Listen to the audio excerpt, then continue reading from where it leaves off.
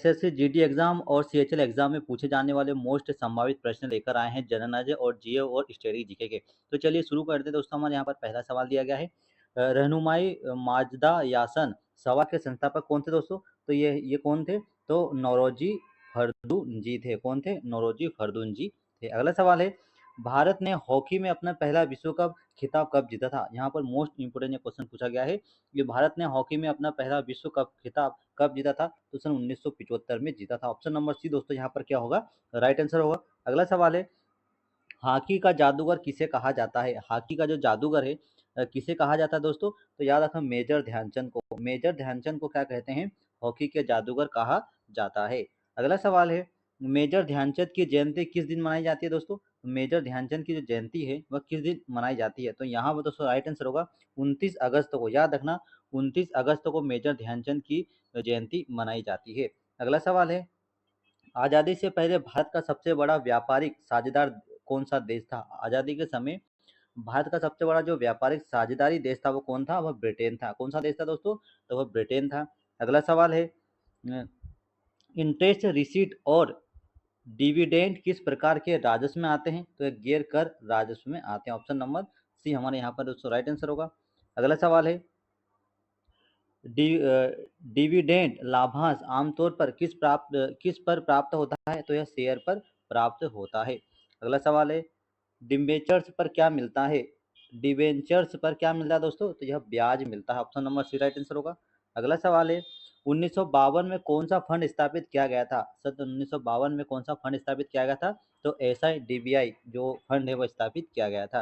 अगला सवाल है, यूरो की स्थापना किस वर्ष हुई थी दोस्तों? तो यूरो की जो स्थापना है सन 1999 में हुई थी। अगला सवाल है, हाइब्रिडोमा टेक्नोलॉजी का आविष्कार किसने किया था? हाइब्रिडोमा जो टेक्नोलॉजी है का आविष्कार है किसने किया था? तो कोहलर और मिलस्टीन ने किया था। किसने किया था? कोहलर और मिलस्टीन ने किया था। अगला सवाल दोस्तों हमारे यहाँ पर, कुंडालपुर किसका जन्म स्थल दोस्तों?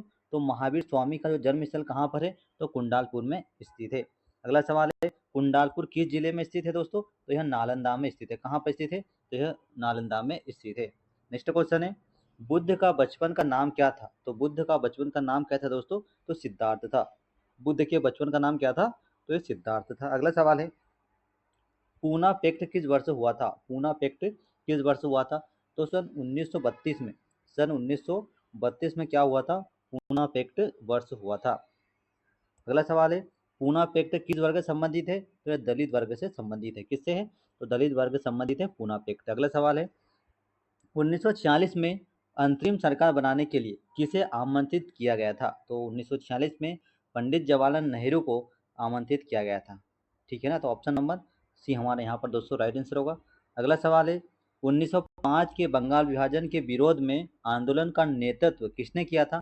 तो बाल गंगाधर तिलक ने किया था। याद रखना दोस्तों, ये मोस्ट इंपोर्टेंट क्वेश्चन है। जो 1905 में बंगाल विभाजन हुआ था और उसके विरोध में आंदोलन का नेतृत्व किसने किया था? तो बाल गंगाधर तिलक ने किया था। अगला सवाल है, जूनागढ़ के अंतिम शासक कौन थे दोस्तों? तो महाबत खान तृतीय। महाबत खान जो तृतीय है वो जूनागढ़ के अंतिम शासक थे। अगला सवाल है, अलेक्जेंडर को झेलम नदी के तट पर किसने हराया था? अलेक्जेंडर को झेलम नदी के तट पर किसने हराया था? तो पोरस ने हराया था। ऑप्शन नंबर बी दोस्तों हमारे यहाँ पर क्या हो जाएगा? राइट आंसर होगा। अगला सवाल है, चेरा राजा सेंगुटवन किस मंदिर के निर्माण के लिए प्रसिद्ध है? तो यह कन्नगी मंदिर के लिए प्रसिद्ध है। अगला सवाल है, इलाहाबाद पिलर इंस्क्रिप्शन का संबंध किससे है? इलाहाबाद पिलर इंस्क्रिप्शन का जो संबंध है वह समुद्रगुप्त से संबंधित है। अगला सवाल है, इंडियन पीनल कोड किसके शासनकाल में पारित हुआ था?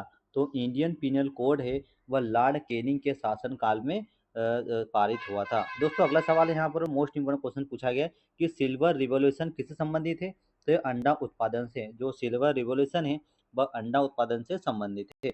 अगला सवाल है, सिल्वर फाइबर रिवॉल्यूशन किसके उत्पादन में से जुड़ा हुआ है? तो सिल्वर फाइबर रिवॉल्यूशन है वह कपास के उत्पादन से जुड़ा हुआ है। Option number A right answer होगा। अगला सवाल है, गोल्डन फाइबर रिवॉल्यूशन किससे संबंधित दोस्तों? तो गोल्डन फाइबर रिवॉल्यूशन जो है वह जूट उत्पादन से संबंधित है। नेक्स्ट क्वेश्चन है, येलो रिवॉल्यूशन का संबंध किससे है दोस्तों? येलो रिवॉल्यूशन का जो संबंध है वह तिलहन उत्पादन से है। ऑप्शन नंबर बी दोस्तों हमारे यहाँ पर क्या होगा? राइट आंसर होगा। अगला सवाल है, राउंड रिवोल्यूशन किस फसल से संबंधित है? तो आलू की फसल से संबंधित है। आलू की फसल से संबंधित है राउंड रिवोल्यूशन। अगला सवाल है, फर्टिलाइजर उर्वरक उत्पादन के लिए कौन सा रिवोल्यूशन है? तो यह ग्रे रिवोल्यूशन संबंधित है। कौन सा? ग्रे रिवोल्यूशन संबंधित है। अगला सवाल है, ब्लू रिवोल्यूशन किससे संबंधित है दोस्तों? तो यह मछली उत्पादन से। जो रिवोल्यूशन है वह किससे संबंधित है? तो वह मछली उत्पादन से संबंधित है। अगला सवाल है, ब्लैक रिवोल्यूशन किसके उत्पादन से जुड़ा हुआ है? तो पेट्रोलियम के उत्पाद ब्लैक रिवोल्यूशन जो है वह पेट्रोलियम के उत्पादन से जुड़ा हुआ है। अगला सवाल है, स्वीट रिवोल्यूशन का संबंध किससे दोस्तों? तो शहद उत्पादन से। स्वीट जो रिवोल्यूशन है उसका संबंध शहद उत्पादन से है। अगला सवाल है, शहद के प्रोडक्शन से संबंधित कल्चर को क्या कहते हैं? तो उसे एपी कल्चर कहते हैं। क्या कहा जाता है? एपी कल्चर कहा जाता है।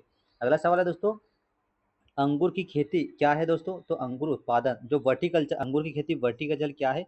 तो अंगूर उत्पादन है। वर्टिकल्चर में जो है उसमें अंगूर का उत्पादन किया जाता है। चलिए नेक्स्ट क्वेश्चन है, व्हाइट रिवॉल्यूशन किस जिले से शुरू हुआ था? तो ये आनंद गुजरात से शुरू हुआ था। जो व्हाइट रिवॉल्यूशन है वह गुजरात से शुरू हुआ था। अगला सवाल है, व्हाइट रिवॉल्यूशन का जनक किसे माना जाता है? तो दोस्तों डॉक्टर वर्गीस कुरियन को जाना जाता है। अगला सवाल है, ग्रीन रिवॉल्यूशन का संबंध मुख्य रूप से किन फसलों से होता है? तो गेहूं और चावल से होता है। तो ऑप्शन नंबर ए हमारा दोस्तों राइट आंसर होगा। अगला सवाल है, भारत में हरित क्रांति की जनक किसे कहा जाता है? तो डॉक्टर एम एस स्वामीनाथन को भारत में हरित क्रांति के जनक कौन माने जाते हैं? डॉक्टर एम एस स्वामीनाथन जाने जाते हैं। अगला सवाल है, स्लेश एंड बर्न कृषि का दूसरा नाम क्या है? स्लेश एंड बर्न कृषि का दूसरा नाम क्या है? तो स्थानांतरण कृषि है। तो ऑप्शन नंबर ए हमारा यहाँ पर क्या होगा? राइट आंसर होगा।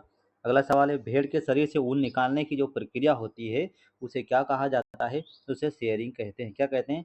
शेयरिंग कहा जाता है। अगला सवाल है, रेशम पालन के विज्ञान को क्या कहा जाता है दोस्तों? तो रेशम पालन का जो विज्ञान है उसे सेरीकल्चर कहा जाता है। क्या कहते हैं? सेरीकल्चर कहा जाता है। किसको कहते हैं? तो रेशम उत्पादन को क्या कहते हैं? सेरीकल्चर कहा जाता है। अगला सवाल है, कंटूर प्लाइंग किस प्रकार की भूमि पर की जाती है? तो जो कंटूर प्लाइंग है वो पहाड़ी ढाल वाली भूमि पर की जाती है। अगला सवाल है, छुआछूत का उन्मूलन किस अनुच्छेद से संबंधित है? तो अनुच्छेद 17 से। जो छुआछूत का उन्मूलन है अनुच्छेद 17 से संबंधित है। अगला सवाल है, अनुच्छेद 21 का संबंध किससे है दोस्तों? तो जीवन और व्यक्तिगत स्वतंत्रता का जो अधिकार है वह अनुच्छेद 21 से संबंधित है।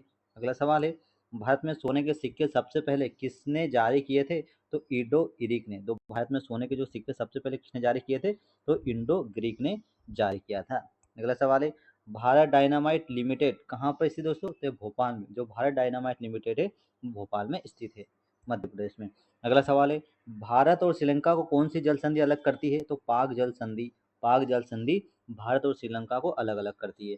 अगला सवाल है, बिहू किस राज्य का प्रमुख त्योहार है दोस्तों? तो बिहू जो है वह असम राज्य का प्रमुख त्योहार माना जाता है। अगला सवाल है, दक्षिण भारत की सबसे लंबी नदी कौन सी है दोस्तों? तो गोदावरी नदी। दक्षिण भारत की सबसे लंबी नदी कौन सी है? तो वह गोदावरी नदी है। अगला सवाल है, जलियांवाला बाग हत्याकांड किस वर्ष हुआ था? तो 1999, ठीक है ना, सॉरी 1990 में, ठीक है ना। जलियांवाला बाग 1919 में हुआ था। अगला सवाल है,